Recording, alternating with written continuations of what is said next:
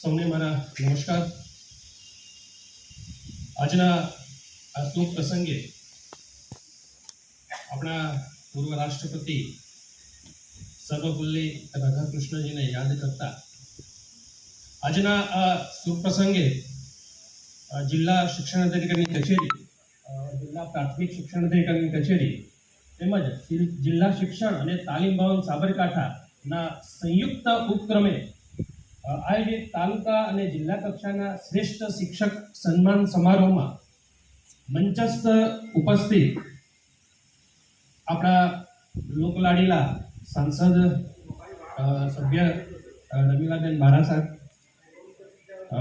શુભનાબેન બારૈયા લોકસભા સાંસદ શ્રી, વીડી ઝાલા સાહેબ, આપણા કલેક્ટર બેન શ્રી, એમની સાથે ઉપસ્થિત સર્વે મંચસ્થ મહાનુભાવો, સાથે મારી સમક્ષ જે બેઠેલા છે એ પ્રતિભાશાળી બાળકો, એ સાથે સાથે પ્રતિભાશાળી શિક્ષકો પણ અહીંયા ઉપસ્થિત છે. વિવિધ સંસ્થાઓમાંથી ઉપસ્થિત આચાર્યશ્રીઓ, શિક્ષક સંઘના હોદ્દેદારશ્રીઓ તેમજ આપ સર્વેનો કહેવાય છે ને, બેને હમણાં સરસ એક વાત કરી કે મોર એના પીછાથી રણિયામણો હોય છે.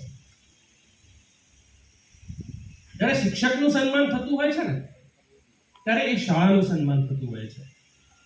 અને શિક્ષક ક્યારે આગળ આવે છે કે જ્યારે એ શાળાના વિદ્યાર્થીઓ, એ શાળાનો સમગ્ર સ્ટાફ, એનું કેળવણી મંડળ, આ બધા જ્યારે એક સાઈડ જે થઈને જ્યારે કામ કરતા હોય છે ત્યારે જ એ શિક્ષકનો દીપ ત્યારે દીપી ઉઠતો હોય છે.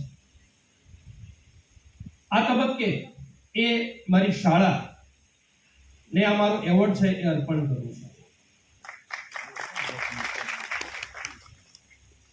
કહેવાય છે ને કે ક્યારેક આપણે આ સ્થાન સુધી પહોંચતા હોઈએ ત્યારે ઘણા બધા લોકોનો એની પાછળ ફાળો હોય છે.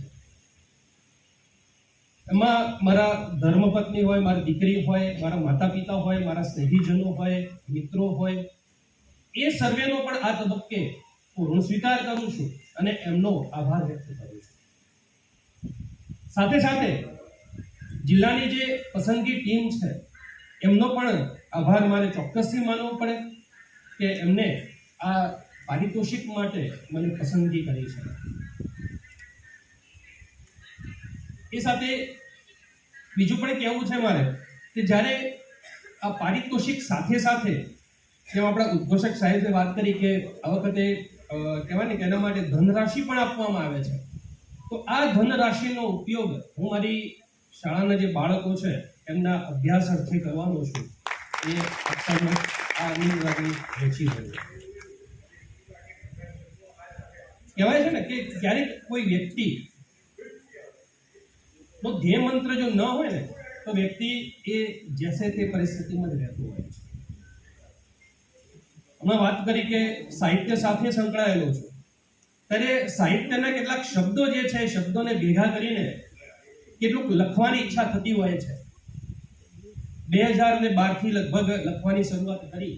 આમ તો ઘણું અંદર પડેલું હતું, પણ શરૂઆત થઈ ત્યાંથી મારા બાળકોને પણ એની એક લત લગાડી છે એમ કહીએ ને તો પણ ચાલે.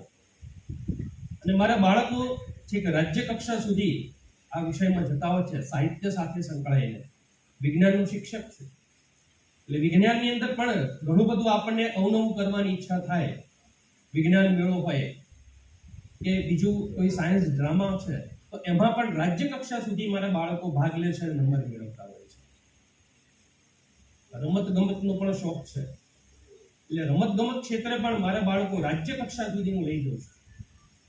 કહેવાય કે બધાને મિશ્ર કરીને બધી જ રમત ગમત ક્ષેત્રે હોય, સાહિત્ય ક્ષેત્ર હોય કે શિક્ષણ ક્ષેત્ર હોય, મારા બાળકોને એ રાજ્ય કક્ષા સુધી લઈ જવાના આ નાના કાર્યને મને અહીંયા પારિતોષિક આપી અને સન્માન કર્યું છે એ બદલ સર્વેનો હું ખૂબ ખૂબ આભાર વ્યક્ત કરું છું. અને સાથે એક ચોક્કસથી કહીશ કે મારું ધ્યેય મંત્ર જે છે એક મુક્તક સ્વરૂપે હું અહીંયા ચોક્કસથી રજૂ કરીશ કે હાથ ના લંબાવ જગમાં માંગવાની વાર છે, કે હાથ ના લંબાવ જગમાં માંગવાની વાર છે, થાવ ઉભો સંઘર્ષ કરવા હારવાની વાર છે. અને માનવી છે તું અડગ મનનો ઉદાસી શા ધરી, માનવી છે તું અડગ મનનો ઉદાસી શા ધરી, બસ ફકત તારી મુઠ્ઠી વાળવાની જ વાર છે. Thank you.